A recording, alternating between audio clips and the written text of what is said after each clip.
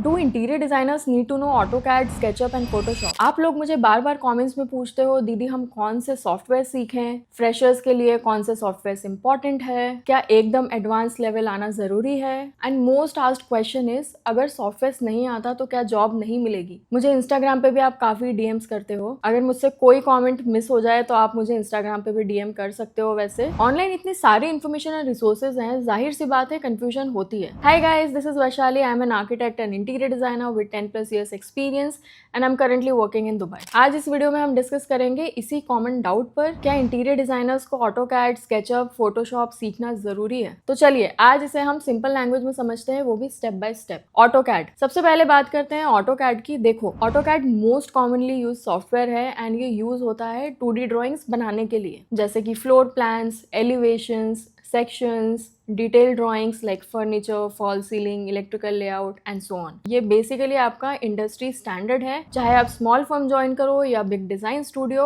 AutoCAD की basic knowledge almost must होती है हर कंपनी में। आपको एक्सपर्ट बनना बिल्कुल जरूरी नहीं है, but commands, layer management, dimensioning, printing layouts, ये बेसिक्स आना ही चाहिए, क्योंकि जब आप क्लाइंट या कॉन्ट्रैक्टर के साथ काम करते हो तो ऑटोकैड ड्राइंग से ही कम्युनिकेट करते हो। इसलिए स्पेशली अगर आप जॉब या इंटर्नशिप टारगेट कर रहे हो तो I would strongly suggest and recommend AutoCAD सीख लो, बेसिक्स एटलीस्ट। कॉलेज में आपको बेसिक्स सिखाते हैं, बट आपको प्रैक्टिस करना जरूरी है। अब बात करते हैं स्केचअप की। स्केचअप यूज होता है 3D मॉडल्स बनाने के लिए। इसमें आप अपने डिजाइन इजीली विजुअलाइज कर सकते हो। घर के कुछ स्पेसेस जैसे लिविंग रूम का layout, furniture placement, colour combinations, ये सब आप आसानी से स्केचअप में विजुअलाइज कर पाते हो। एंड स्केचअप बहुत ही ज्यादा बिगनर फ्रेंडली है, क्योंकि बस drag and drop, push and pull tools का यूज करके आप 3D मॉडलिंग करते हो। अब स्केचअप सीखना क्यों इंपॉर्टेंट है? क्योंकि क्लाइंट्स को फाइनल 3D व्यू दिखाना बहुत इंपैक्टफुल होता है, प्लस ये इंपॉर्टेंट भी है। अब लेट्स से आप अपना घर इंटीरियर करवाओगे तो आप चाहोगे ना कि एक बार देख सको कि वो बनने के बाद कैसे लगेगा, कलर्स कैसे दिखेंगे, फर्नीचर प्लेसमेंट कहाँ होगा। तो इससे यूजुअली क्लाइंट्स इंस्टेंटली समझ पाते हैं कि डिजाइन कैसा लगेगा। अगर आप फ्रेशर हो या स्टूडेंट हो, स्केचअप की बेसिक नॉलेज आपके पोर्टफोलियो को भी स्ट्रॉन्ग बनाती है और इंटरव्यूअर्स को भी काफी ज्यादा इंप्रेस करती है अगर आपको स्केचअप आता है। आफ्टर 10 years मैं आज भी स्केचअप यूज करती हूँ बेसिक कॉन्सेप्ट्स बनाने के लिए। सो लॉन्ग टर्म ये आपके लिए काफी यूजफुल होता है। फोटोशॉप एंड कैनवा, अब देख लेते हैं फोटोशॉप मेनली यूज कहाँ होता है, कौन कौन सी चीजें बनाने के लिए आप फोटोशॉप का यूज करते हो। नंबर 1, मूड बोर्ड कॉन्सेप्ट बनाने के लिए, 3D रेंडर इमेजेस को एनहांस करने के लिए, जैसे लाइटिंग, शैडोज एडजस्ट करने के लिए,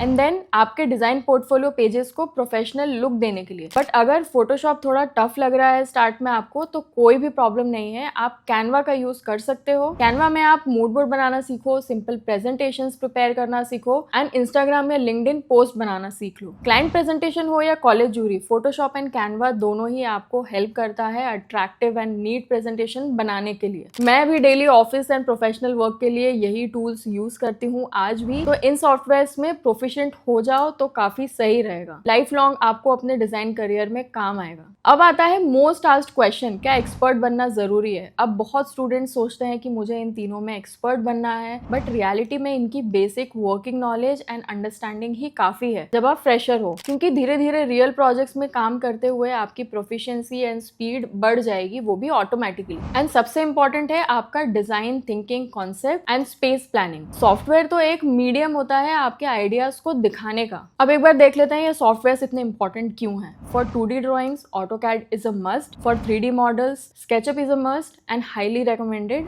For mood boards and presentation, Photoshop and Canva is strongly recommended. और इन टूल्स को सीखना बहुत ही आसान है, आप बिल्कुल डरो मत। YouTube पे फ्री ट्यूटोरियल्स भर भर के हैं, बस ट्यूटोरियल्स देखो और प्रैक्टिस करते जाओ, अपने आप सीख जाओगे आप। एंड एक बार हाथ बैठ जाएगा तो कंफर्टेबली आप डेली इन टूल्स को यूज कर पाओगे। तो क्या इंटीरियर डिजाइनर्स को ऑटोकैड, स्केचअप, फोटोशॉप आना चाहिए?